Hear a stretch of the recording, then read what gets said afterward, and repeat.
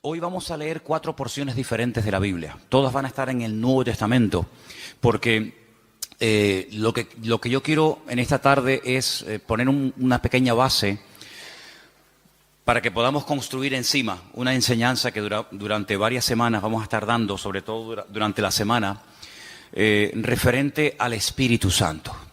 Se han dicho muchísimas cosas acerca del Espíritu Santo y depende de con quién hables y a qué congregación o denominación pertenezca, te dirá algo diferente a lo que te podrá decir otra persona, ¿no? Y muchas veces cuando la gente nos llama o se ponen en contacto con nosotros, lo primero que nos preguntan es a qué denominación pertenecemos. Y nosotros no pertenecemos a ninguna denominación. Esta iglesia no está bajo la bandera, no está bajo la tutela de una denominación. Dice, ustedes son esto, ustedes son aquello. Mire, venga usted al culto, observe y usted saque sus propias conclusiones. Pero nosotros no tenemos una etiqueta ni nos identificamos especialmente con una denominación, porque yo creo sinceramente que el Señor, en la forma como hemos estado trabajando en estos años, nos ha guiado de esta manera, y aunque respetamos y tenemos muy buena relación y comunión y amistad con otros pastores que sí pertenecen a otras denominaciones, lo que está bien claro es que nosotros sobre todo lo que decimos es que pertenecemos a Cristo. Esa es nuestra denominación, esa es nuestra bandera, esa es nuestra señal de identidad. Y cuando hablamos acerca del Espíritu Santo, hay personas que hablan del Espíritu Santo una serie de cosas que a lo mejor a otra persona de otra congregación o de otra tendencia o denominación, pues le resulta sorprendente que esa persona diga esas cosas, ¿no? Sin embargo, cuando hablamos del Espíritu Santo, no estamos hablando de algo nuevo que vino en el Nuevo Testamento y que a raíz de los apóstoles y de la iglesia primitiva se comenzó a hablar del Espíritu Santo. Sí, nada que ver, nada que ver. Ya en los primeros versículos de la Biblia ya se le menciona. Génesis 1:1 dice, en el principio creó Dios los cielos y la tierra, ¿sí o no? Y la tierra estaba desordenada y vacía, dice la versión Reina Valera, y el Espíritu de Dios ya estaba allí moviéndose, actuando, revoloteando, como dicen otras versiones. Por lo tanto, no es algo nuevo. Cuando hablamos del Espíritu Santo no es algo que decimos, ¿y eso qué es? El Espíritu Santo está por toda la Biblia, porque el Espíritu Santo es Dios. ¿Cuántos dicen amén? El Espíritu Santo no es una cosa, no es... Los testigos de Jehová lo llaman la fuerza activa. Qué nombre más feo, que ni aparece en la Biblia, ¿no? La fuerza activa. El Espíritu Santo no es una fuerza. El Espíritu Santo es Dios, que se manifiesta de muchas formas, de muchas maneras. Y vamos a leer 4 porciones diferentes para saber de lo que estamos hablando. ¿Les parece? Romanos capítulo 12. En Romanos capítulo 12 aparece una pequeña lista de dones. Y los dones tienen que ver con el Espíritu Santo. Romanos capítulo 12, por favor. Vamos a leer a partir del versículo 4. Romanos capítulo 12, versículo 4. Y dice así la palabra. Porque de la manera que en un cuerpo tenemos muchos miembros, pero no todos los miembros tienen la misma función. Más claro agua, ¿verdad? Así nosotros, siendo muchos, somos un cuerpo en Cristo y todos miembros los unos de los otros. De manera que teniendo diferentes, plural, dones, diferentes dones, según la gracia que nos es dada, y ahora usted vaya contando, cuente los dones que ahí se mencionan. Dice, si el de profecía, úsese conforme a la medida de la fe, o si de servicio, en servir. El que enseña en la enseñanza, el que exhorta en la exhortación, el que reparte con liberalidad, el que preside con solicitud, el que hace misericordia con alegría. ¿Cuántos han contado? ¿Sí? Ahí me salen 7, pero no sé dónde. A lo mejor la versión tuya es diferente, ¿no? Profecía, servicio, enseñanza, exhortación, presidir y hacer misericordia. 7 dones. 7 dones que tienen que ver con lo que el Espíritu Santo quiere hacer a través del creyente. Dejamos bien claro que los dones del Espíritu Santo no son para la gente de la calle. no son para la gente del mundo. Los dones del Espíritu son las herramientas, permítanme utilizar esa palabra, que el Señor le ha dado a sus hijos, y en el cuerpo de Cristo, que es la iglesia, es donde se tienen que manifestar y donde se tienen que utilizar esos dones. ¿Cuántas veces has oído decir que todo creyente tiene un don? Todos los creyentes tienen como mínimo uno. Hay creyentes que tienen lógicamente más, pero como mínimo todos los creyentes, todas las personas que han nacido de nuevo, tienen uno. ¿Sabes cuál es? ¿Sabes cuál es tu don? Algunos dirán, no, pues mal hecho. Porque si no, entonces, ¿a qué te dedicas? En el Señor, ¿a qué te dedicas? Tú te tienes que dedicar a ser usado en el don que Dios te ha dado. Esa es la aportación que tú tienes que dar a la congregación, a los hermanos en Cristo. Por lo tanto, si no sabes cuál es tu don, nos estás, entre comillas, perjudicando, ¿no? A todos. Porque lo que usted tiene que aportar no lo está aportando.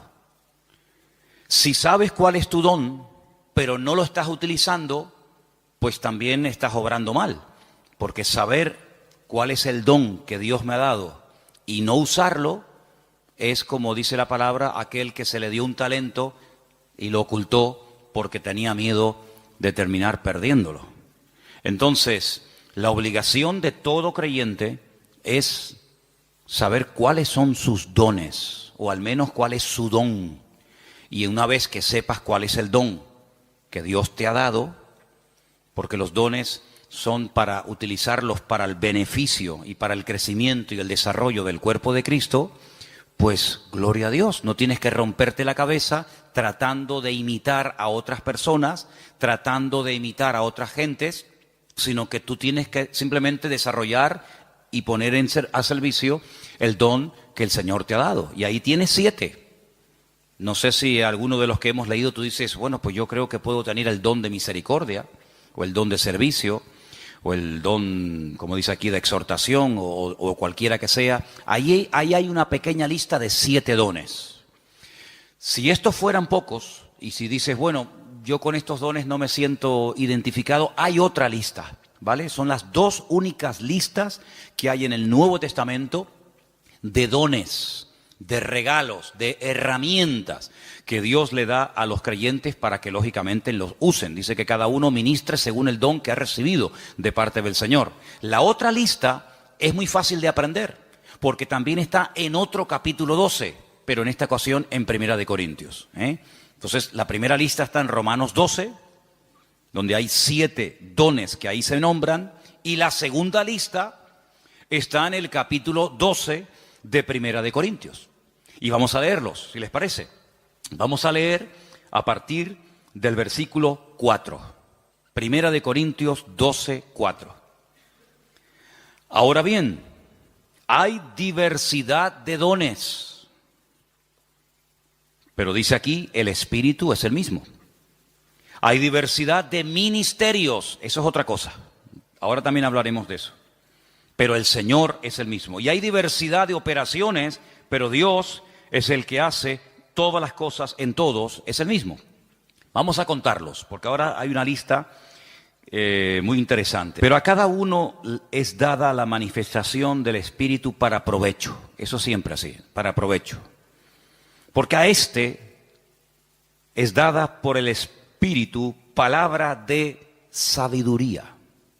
Eso es un don. Palabra de sabiduría. A otro, palabra de ciencia o conocimiento, como también se le conoce, según el mismo Espíritu. A otro, fe por el mismo Espíritu. A otro, dones, plural, es el único don, uno de los pocos dones que aparece en plural, dones de sanidades por el mismo Espíritu. A otro, el hacer milagros. A otro, profecía. Este se repite. ¿Se acuerdan? Hemos leído profecía en Romanos 12. Aquí se vuelve a repetir. A otro, discernimiento de espíritus. A otro, diversos géneros de lenguas. Y a otro, interpretación de lenguas. ¿Cuántos hay? Aquí hay 9. Pero bueno, digamos que se repite uno que aparece en Romanos 12, pero son 9. Estos 9 dones los añadimos a los otros que se mencionaron en Romanos capítulo 12 y tenemos una lista bastante interesante de dones en los cuales todos y cada uno de los creyentes pueden ser utilizados en cualquier momento. Ahora, hay creyentes que han sido utilizados de una forma no regular, sino de una forma, digamos, una vez y ya está, en uno de estos dones o de los que hemos leído en Romanos 12. Pero eso es una cosa, y otra cosa es que frecuentemente, asiduamente, como algo ya normal en tu vida, haya uno o varios dones que se manifiestan en tu vida. En el Antiguo Testamento, por supuesto que el Espíritu de Dios también operaba, es decir, el Espíritu Santo no estaba muerto y entró en acción en el Nuevo Testamento, ni mucho menos. En el Antiguo Testamento hubieron personas que hicieron tremendos milagros, tremendos. Hubieron profetas que llegaron a resucitar muertos, por ejemplo Elías, por ejemplo Eliseo. En el Antiguo Testamento encontramos a un hombre que dice la Biblia que Dios le dio una sabiduría tan grande que no hubo otro en toda la tierra capaz de tener aquella sabiduría que este hombre tuvo. Y estoy refiriéndome, como bien saben ustedes, al rey Salomón, que había momentos en los que la gente no sabía qué hacer y él daba la palabra exacta y concreta y específica y problema solucionado, porque la palabra de sabiduría no es para destacar por encima de los demás, sino es para a veces solucionar situaciones que a menos que haya una palabra de sabiduría, una palabra específica de parte del Señor, porque no es un consejo, sino es una palabra concreta y específica, esto es lo que hay que hacer. Y ahí viene la palabra, el bálsamo, viene la respuesta, es lo que el Señor haría si estuviera en nuestra situación. ¿Vale? Eso es la palabra de sabiduría. Y en el Antiguo Testamento hay personas que fueron utilizadas con palabras de sabiduría, con dones de sanidades, con dones de fe, de milagros, etcétera, etcétera. Por lo tanto, estos dones siempre han existido, siempre han existido. Ahora, en el Nuevo Testamento, a raíz del famoso día de Pentecostés, Hechos capítulo 2, encontramos que hay dos dones que en el Antiguo Testamento no se vieron. Eso no significa de que no existieran, sino que simplemente no era el momento. Todo en la vida tiene un momento. Todo en la vida tiene un momento y un lugar. Y en el Antiguo Testamento no se ve a una persona en una congregación, al aire libre, donde sea, hablando en lenguas. Sí se ven profetizando. Por ejemplo, Saúl dice que se metió un día en una compañía de profetas y profetizó con ellos. Y el Antiguo Testamento está lleno de profetas. Madre mía, pues tienen ahí todos los que quieran. Isaías, Jeremías, todos profetizaron. La mayoría de ellos sobre eventos futuros, la futura restauración, las glorias que le vendrían al pueblo de Israel, persecuciones, restauración, derramamiento del Espíritu en forma masiva, como el caso de Joel, profecías que tienen que ver con la primera venida del Señor Jesucristo, otras que tienen que ver con profecías que tienen que ver con la segunda venida de Cristo. Por lo tanto, el don de profecía está por todas partes en el Antiguo Testamento. Pero repito, el don de hablar en otras lenguas y de interpretar dichas lenguas no aparece ningún ejemplo en el Antiguo Testamento.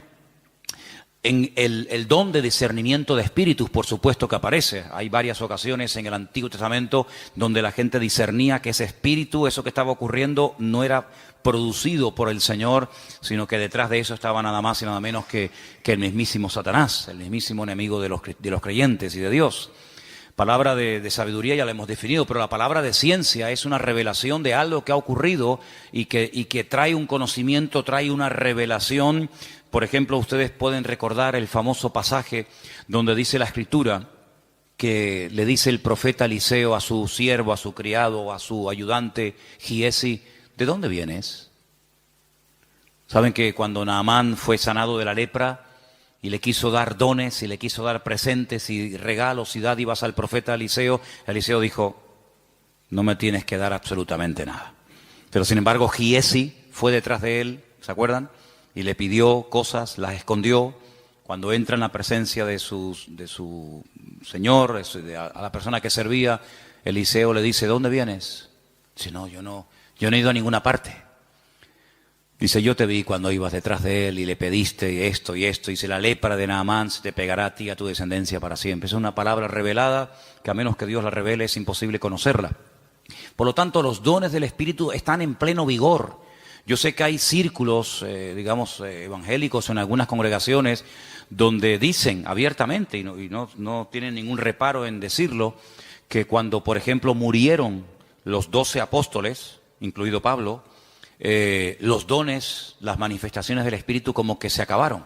Ya tenemos la palabra, pero es curioso porque la palabra completa no se tuvo cuando murieron los 12 discípulos. Algunos dicen, no, cuando se murieron los 12 apóstoles y ya teníamos la Biblia, sí, pero ¿cuándo tuvimos la Biblia? Al día siguiente de morir Pablo, Pedro y Santiago, pasaron siglos desde que pudimos tener toda la Biblia en un tomo. Y no fue hasta la invención de la imprenta, ¿verdad? Ya cerca del siglo XV, fíjate tú, cuando se pudo por fin tener una Biblia en la mano. Entonces, ¿qué pasó desde que murió Pedro, Santiago, Juan, Tomás? ¿Qué pasó? Bueno, pues en ningún momento en la palabra del Señor encontramos que el Señor ha menguado su presencia, sus manifestaciones, su poder, sino que todos los dones están en pleno vigor. El problema es que la gente ha perdido el interés. Hay creyentes que no les interesa este tema. Hay creyentes que nunca le piden al Señor, Señor, yo quiero ser utilizado en algún don. O si tengo alguno, que lo tengo seguro, pues Señor, dime cuál, porque se me va la vida y al final tendré que darte cuentas, porque eso es una cosa que tenemos que tener todos presentes. Tendremos que rendir cuentas delante del Señor de lo que hicimos y de lo que no hicimos, de lo que teníamos que haber hecho y no hicimos.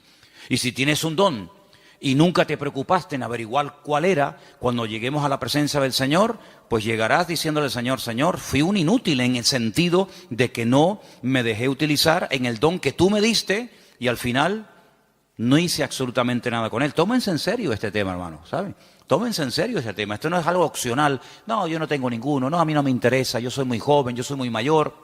Yo no tengo tiempo. Mire, la vida cristiana no la organizamos nosotros a nuestra manera.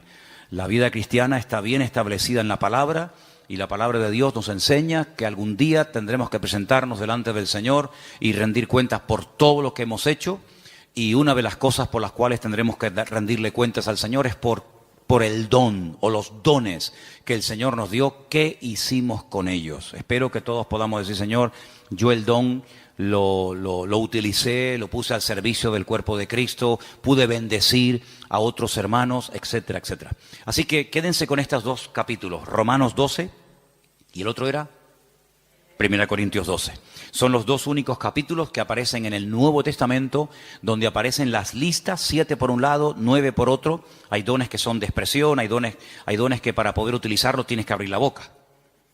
Don de lenguas, pues si no abres la boca, ya me contarás a mí cómo vas a ser utilizado en ese don. Don de interpretación de lengua, don de profecía.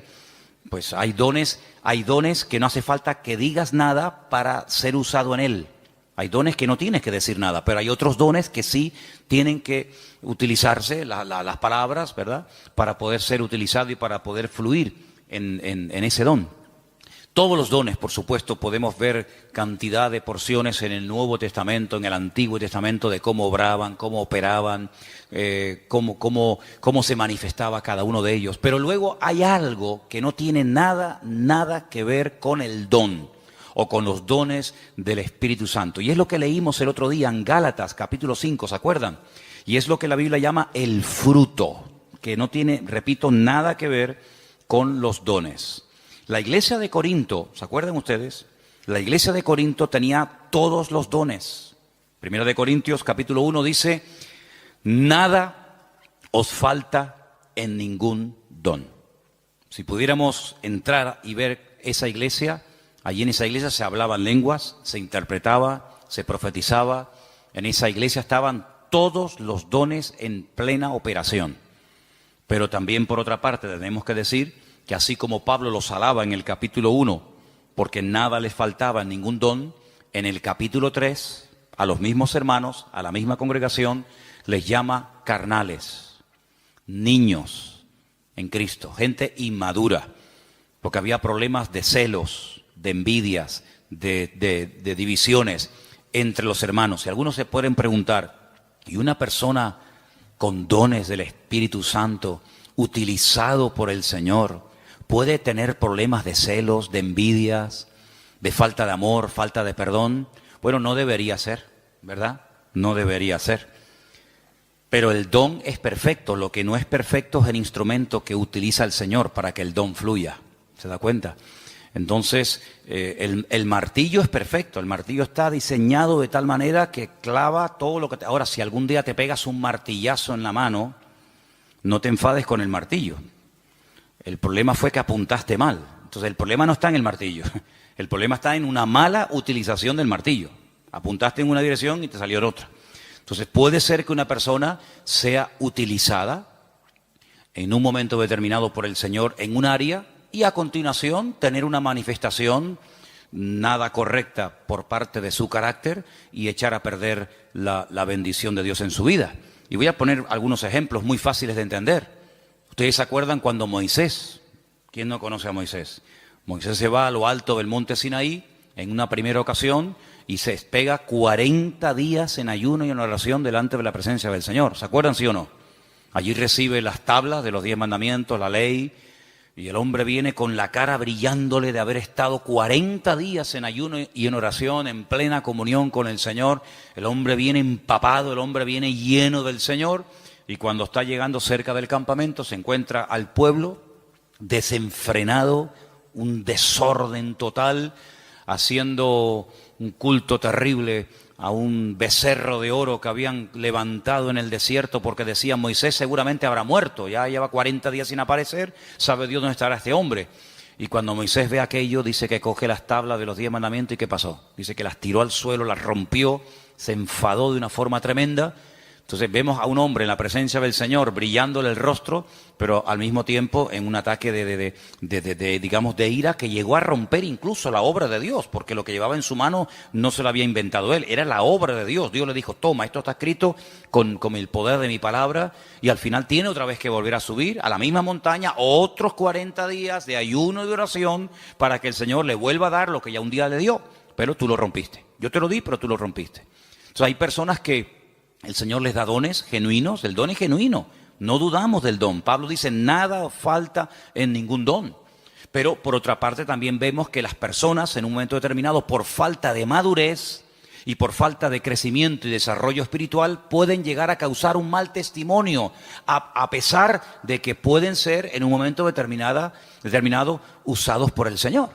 Salomón tenía una palabra de sabiduría tremenda en su vida, pero luego después resulta que hacía cosas en su vida que uno dice, pero ¿cómo un hombre tan sabio y tan utilizado por el Señor sea capaz de subvencionar todos estos cultos paganos y de idolatría, llenando todo el país de idolatría? Un hombre tan sabio, un hombre que ha recibido tanta bendición de Dios, ¿cómo es posible que después construya un templo al dios Moloc o al dios Baal? Bueno, son a veces esas contradicciones que no deberían de existir, pero seamos realistas, ocurren, lamentablemente, ¿no? Y lo que ocurre es que hay algo que vamos a leer ahora en Gálatas capítulo 5, que es el fruto, que es lo que le da equilibrio, lo que le da balance al don. Una persona con muchos dones, pero con falta de madurez, es un peligro, es una bomba. Una persona que puede ser utilizada por Dios en un momento determinado, como Pedro, pero al mismo tiempo puede ser utilizado por el mismo diablo. El Señor le dijo a Pedro, Pedro, bienaventurado eres, hijo de Simón, hijo de Jonás, porque esto que acabas de decir es una revelación que mi Padre te ha dado. Tú eres el Hijo del Dios viviente. Y al rato le dice, no vayas a la cruz. Y el Señor le dice, apártate de mí, Satanás. Por un lado, el Señor lo usa, por otro lado también el diablo, ¿no? Entonces en Gálatas capítulo 5, versículos del 16 en adelante leemos, versículos muy conocidos. Digo pues, andad en el Espíritu y no satisfagáis los deseos de la carne. Porque el deseo de la carne es contra el Espíritu y el del Espíritu es contra la carne. Y estos se oponen entre sí para que no hagáis lo que quisierais. Pero si sois guiados por el Espíritu, no estáis bajo la ley. Y ahora ahí tenemos una lista enorme de 17 manifestaciones diferentes de la carne, que las leímos el otro día, que son Adulterio, fornicación, inmundicia, lascivia, idolatría, hechicerías, enemistades, pleitos, celos, iras, contiendas, disensiones, herejías, envidias, homicidios, borracheras, orgías y cosas semejantes a estas, acerca de las cuales os amonesto, como ya os lo he dicho antes, que los que practican tales cosas no heredarán el reino de Dios. Pero en contraposición con esto dice, más el fruto del Espíritu es, y ahora ahí pues características 9 en total, como el amor, el gozo, la paz, la paciencia, la benignidad, la bondad, la fe, la mansedumbre, la templanza. Contra tales cosas no hay ley. Son principios del mismo carácter de Cristo en la vida de un creyente, que es lo que en cierto sentido le da credibilidad y le da peso a una persona que lleva años en los caminos del Señor. El don es inmediato. Usted no tiene que ir a una escuela a aprender a profetizar. Por ahí ha habido algunas iglesias que le enseñan a la gente a profetizar y incluso algunos dicen, no, repita conmigo estas palabras y te enseñan a hablar en lenguas. Pero esos son cuentos chinos. ¿Sí? El don no se puede aprender en una academia, entonces ya no es un don, es algo aprendido. El don es algo que Dios te da, o lo tienes o no lo tienes. No es que estoy aprendiendo. ¿Aprendiendo a qué? Hay gente que confunde a veces dones con talentos. Hay gente que sabe tocar la guitarra. Pero usted no se levantó un día y se compró una guitarra en una tienda y dijo, ¡ay, qué bien toco! Nadie se levanta por la mañana tocando bien la guitarra. Lleva años. Mira, yo estuve un tiempo ahora sin tocar la guitarra y perdí los callos. Tienes que tener callo en estos 4 dedos. Empecé a tocar otra vez y me dolía tanto, ya no, pero me dolían tanto los dedos porque dejé de tocar. Que si Isma lleva la alabanza, que si Matías está aquí, yo digo, ya dejo de tocar. Y volví otra vez a cogerla y me dolía una barbaridad hasta que sale el callo. Y si quieres aprender notas, si quieres aprender a cambiar de una a otra, si quieres tener velocidad, etcétera, etcétera. Pero eso no es un don, eso hay que aprenderlo. Para eso tienes que estudiar y practicar y preguntar y ver y esto. Pero los dones no se aprenden, no se estudian. Quiero tener el don de sabiduría. Voy a ir a una escuela para que me den 8 horas intensivas de sabiduría. Entonces, cuando salga, graduado en palabra de sabiduría. No existe eso.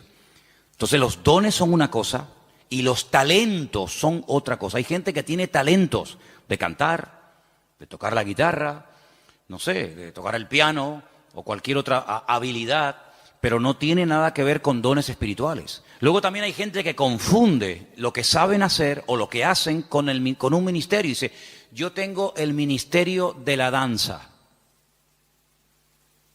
¿Y eso dónde está en la Biblia? Yo tengo el ministerio de cantar. Entonces confunden dones, confunden talentos, confunden habilidades. Y vamos a ver en la última lista que quería compartir con ustedes, ahora vamos a hacer un repaso. En Efesios capítulo 4, ahí se mencionan los ministerios. Los dones es una cosa, los talentos es otra cosa, el fruto es otra cosa y los ministerios es otra cosa completamente diferente. Y aquí vamos a leer una porción un poquito más extensa para que ustedes sepan para qué son los ministerios. Estamos en Efesios capítulo 4. Efesios capítulo 4. Y voy a leer a partir del versículo 11. Efesios 4, versículo 11. ¿Lo tienen, hermanos?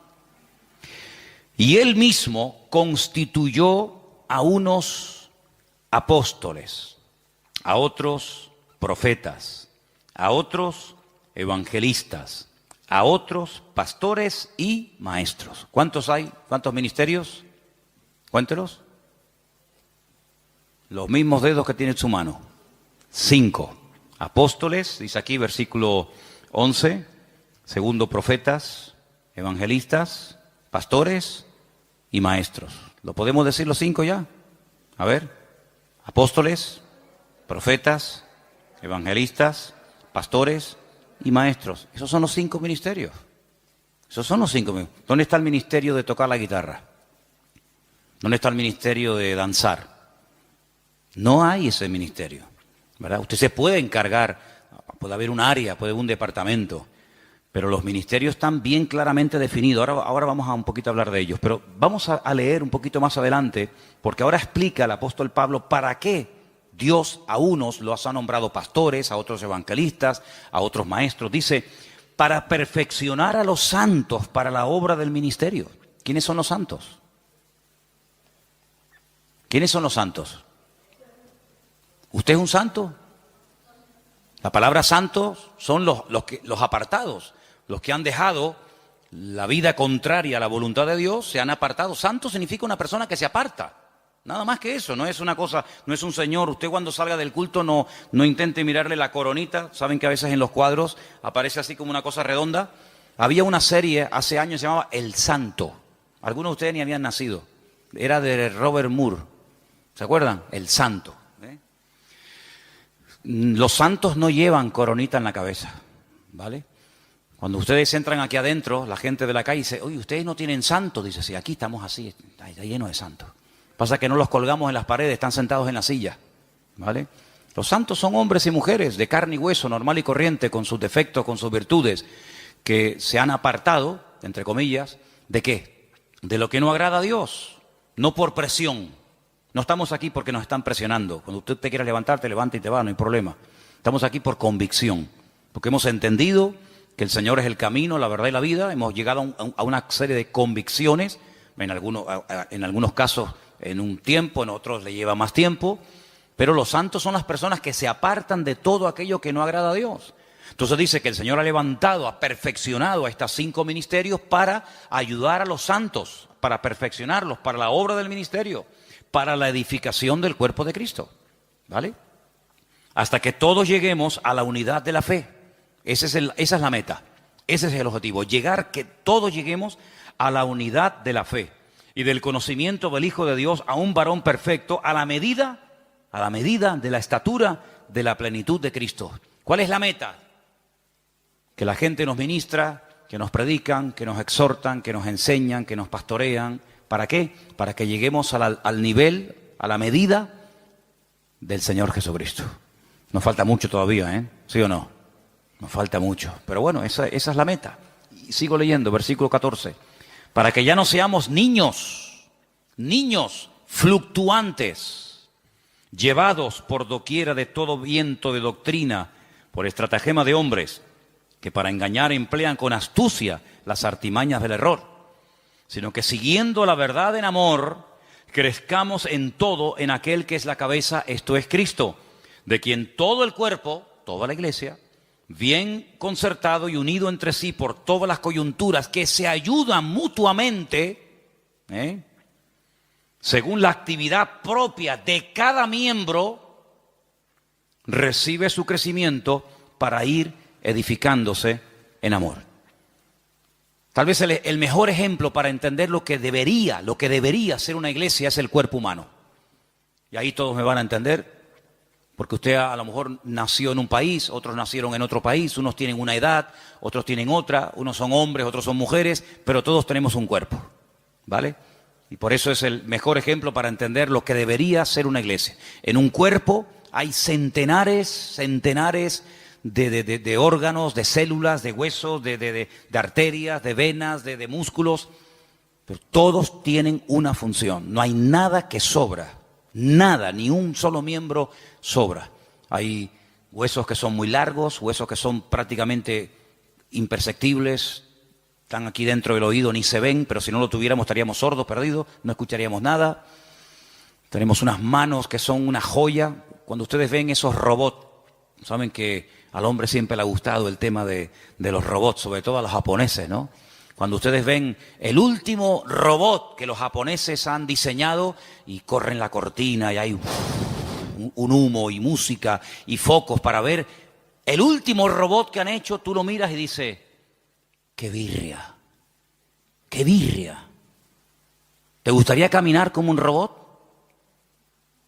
¿Te gustaría moverte como un robot? Y eso es lo máximo a lo que ha llegado el hombre, lo máximo. Increíble. Una mano. La mano del ser humano es tan perfecta que no hay un robot, no hay una máquina en el mundo que le llegue, vamos, ni al 1% de las habilidades que tiene solamente la mano. El ojo, no hay una cámara en el mundo que sea tan perfecta como el ojo del ser humano. Una bomba de agua que tarde o temprano termina rompiéndose. Aquí tenemos una bomba aquí dentro del pecho que está 70, 80, 90, 100 años en algunos casos. Pum, pum, pum, pum, pum, pum, pum. Millones de litros de sangre bombeando por la mañana, por la tarde, por la noche, de pie, sentados, acostados, en avión, en la cama, de jóvenes, de niños, hasta en el vientre de nuestra madre. Es una cosa increíble. Los filtros que tenemos en el cuerpo, los que tenemos coche, de vez en cuando tenemos que cambiar el filtro de aceite, ¿sí o no? El filtro del aire. Hace poco le cambié al coche mío el filtro del aire y yo digo, pero señor, si yo le suelo cambiar muy a menudo los filtros, estaba negro, negro. ¿Cuándo fue la última vez que te cambiaron los filtros? Tenemos los riñones. Ay, amigo, eso es una maravilla, los filtros que tenemos. La polución que tragamos todos los días y no decimos, mira, cámbiame los riñones, ponme dos nuevos, el hígado, ponme uno nuevo de vez en cuando. Es algo increíble, una perfección alucinante, hermano, increíble, increíble. Bueno, pues eso es lo que el apóstol Pablo dice, mira, así como nuestro cuerpo, todos los miembros se ayudan el uno al otro. Dice, si todo el cuerpo fuera ojo, ¿cómo caminaríamos? ¿Cómo cogeríamos las cosas? ¿Te imaginas un ojo así? Un ojo gigante. ¿Cómo hacemos? No podríamos oír a nadie, pero si fuéramos solamente una oreja, ¿te imaginas una oreja así? O que fuéramos solamente lengua, una lengua ahí de 1,80. Sería terrible. Pero Dios ha puesto todo en el cuerpo humano con una perfección increíble, increíble, hermano. El apóstol Pablo dice, así deberían ser los creyentes en las iglesias. Ay, si el corazón no quiere trabajar, nos morimos, un infarto. Si el cuerpo dice, bueno, no voy a caminar más, inválidos. Y en una iglesia, hermanos, cuando alguien se pega años sentado en una silla y no aporta nada, no es lo mismo que si tuviéramos un brazo que no se quiere mover, ahí caído, paralítico. ¿Saben que hubo una época en la historia? Hubo una época, parece mentira, el hombre a veces ha inventado cosas tan extrañas. Ha habido momentos en la historia en la que ha habido hombres que han querido vivir de una forma santa, sin pecar, sin contaminarse en el mundo. Y hay casos de personas que se pegaron 20 años en lo alto de una columna, allá arriba, porque no quería tener contacto con el mundo. Gente que se amarraban los brazos y los brazos terminaban perdiendo la movilidad. ¿Qué te parece? Pero ¿cuántas veces en las iglesias encontramos que hay gente que son personas que no aportan? Son grandes orejas, son orejas enormes. Imagínense venir un día a la iglesia y encontrarte una oreja así, ahí en una silla, en la otra, orejas así, sí. ¿Y estos quiénes son? Los oidores. Estos son los que oyen. Sería terrible, ¿no? Sería terrible. Pero así como en el cuerpo, cuando un miembro no quiere funcionar, el cuerpo se enferma. Así de claro, y hay que operarlo, hay que meterlo en el quirófano. En una iglesia, cuando un miembro no desarrolla sus dones, sino oye, y oye, y oye, y venga a oír, y venga a oír, y venga a oír, y venga a oír, y el hermano se murió oyendo sermones. Ahí enterramos al hermano, a la hermana Doña Oreja, la Doña Oreja. Pues pasa exactamente igual. Entonces deberíamos tener esa mentalidad de decir, Señor, así como en el cuerpo los miembros tienen que funcionar, mis manos tienen que funcionar, mi mente, mis ojos, mis oídos, mis riñones, mis pulmones, mis pies, mi oreja, todo tiene que funcionar a la perfección cuando yo quiero hacer uso de ellos. Pues la Biblia dice que la iglesia es como un cuerpo, pero cuidado, hay un detalle muy importante. Dice que la iglesia es un cuerpo, pero la cabeza del cuerpo es Cristo. ¿Cuántos dicen amén? ¿Y por qué dice la cabeza? Porque de la cabeza, amigos, salen todas las órdenes. Usted puede tener unas piernas de oro, puede tener un corazón maravilloso, pero si la cabeza no funciona, amigo, Cristo es la cabeza de la iglesia. Él es el que da las órdenes, Él es el que dice, quiero utilizar esta mano, quiero utilizar esta boca, quiero utilizar a este hermano, quiero utilizar a este joven, quiero utilizar a esta familia. Y el miembro no se puede negar, porque el que recibe las órdenes es el miembro, pero el que las da es la cabeza. ¿Y cuántas veces nosotros con nuestra actitud le decimos al Señor, no, yo no? Es como si yo le diga a mis manos, coge la Biblia y lee, y la mano dice, no quiero trabajar. ¿Y cómo cojo la Biblia? Claro, algunos me dirán, pero hay gente que pinta unos cuadros preciosos con la boca. Sí, pero eso no es lo normal. La excepción no confirma la regla. He visto gente, hace poco vi en un canal esto de internet, vi a un chico que toca la guitarra con los pies, que ya me gustaría a mí con las manos tocar la guitarra como este la toca con los pies. Algo increíble, pero no es lo normal. La guitarra no está diseñada, la forma de una guitarra está diseñada para que se toque con las manos, con las dos, con la derecha y con la izquierda. Puede ser que una persona toque la guitarra con los pies, sí, pero no es lo normal. Entonces, cuando en una congregación hay personas que tienen dones, que tienen talentos, que han escuchado durante años y años y años palabra, pero no aportan, es como cuando un miembro del cuerpo humano dice no quiero trabajar. Entonces, todo el resto del cuerpo se perjudica porque las manos no quieren trabajar. ¿Cuántas veces vemos a personas por la calle que van en silla de ruedas? ¿Por qué? Porque sus piernas no funcionan. Sí, todo lo demás le funciona, pero las piernas no caminan. Entonces, en una congregación nos tenemos que mentalizar que todos tenemos que aportar algo. Todos tenemos algo que aportar. Y cuando tú te niegas por tu carácter, por tu timidez, por tus complejos, por lo que sea, te niegas a aportar, te niegas a involucrarte, te niegas a colaborar, estás perjudicándonos a todos. Es como si yo esta tarde dijera, no voy a predicar. Y me subo aquí a la plataforma y ustedes dicen, ¿y qué le pasa hoy a Manolo?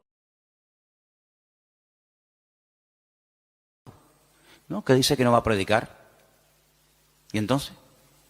Armandito dice que no quiere tocar la guitarra. El padre que está allí en el ordenador dice que hoy no va a grabar. Perdón, la batería. Veo que de oídos estáis muy bien, ¿Qué te parece, amigo? Entonces, si hiciéramos un día un experimento, dijéramos, bueno, Armando, padre, lo vamos a poner en la batería. Y al hijo lo vamos a poner en la guitarra. Y a Ima la vamos a poner que toque el bajo. Y al otro lo vamos a poner que... No funciona, porque tenemos que ser un equipo. Y para que todo funcione, cada uno tiene que estar en su sitio. ¿Quién es el que nos pone en el sitio? Bueno, por supuesto el Señor. Siempre las respuestas nuestras a veces son muy espirituales. El Señor es mi pastor, nada me faltará. Ya, pero tu pastor terrenal, ¿quién es? ¿Tu iglesia cuál es? No, yo pertenezco a la iglesia universal del Señor. Ya, me parece muy bien, hermana, pero su iglesia en la tierra, ¿cuál es? ¿Verdad? ¿Quién le pone en el sitio? No, el Señor me pone, ya, el Señor le pone, pero ¿a través de quién le pone? Cuando las ovejas se levantan por la mañana y tienen hambre, ¿cuál de todas las ovejas decide a dónde se tiene que ir el rebaño a buscar pasto? ¿Cuál? ¿La más vieja? ¿La más joven? ¿La más lista? ¿La más guapa? ¿La más gordita? Ninguna. Porque esa no es una responsabilidad del rebaño, esa es una responsabilidad del pastor. Y el pastor sabrá si tiene que ir al norte, al sur, abajo, arriba. Para eso están los pastores. Entonces, cuando hemos leído esta tarde en este último pasaje de los ministerios, los apóstoles, los pastores, los evangelistas, tenemos que saber cuáles son las funciones de estos ministerios para que podamos dejarnos ayudar y para que el Señor nos vaya mostrando cuál puede ser nuestro sitio y una vez que lo descubramos, poder servir al Señor de una forma eficaz y no estar dando palos de ciego y que se nos va la vida y al final muchos planes, muchas ideas, muchos proyectos, pero al final no concretamos nada. Y bueno, los apóstoles son las personas que tienen el ministerio más amplio. Algunos dicen, bueno, por hoy en día no hay apóstoles. Bueno, de acuerdo, aunque bueno, les digo una cosa, dicho sea de paso, aquí tal vez en Canarias, aunque hay alguno también, pero si usted sale por ahí un poco, hay más apóstoles hoy en día que en toda la época de los primeros cristianos. Hoy en día todo el mundo es apóstol. Uno va a la península hoy por hoy y ya te dan la tarjeta de apóstol tal, apóstol cual, apóstol no sé qué. Hoy en día apóstol hay por todos lados. Pero quitando el título, el apóstol es la persona que hace de todo un poco. El apóstol es un ministerio completo, es como el dedo pulgar, que es el único que es capaz de tocar los demás, ¿no? Es un poco pastor, es un poco evangelista, es un poco maestro, es un poco pionero, es un poco de todo, ¿verdad? Es el que abre, el que pastorea, el que funda la obra. El ministerio apostólico es el más amplio de todos. ¿Sé bueno qué es? ¿Pastor? No, pues también es evangelista, o es maestro, sí, pero también es no sé qué. Es un ministerio muy amplio.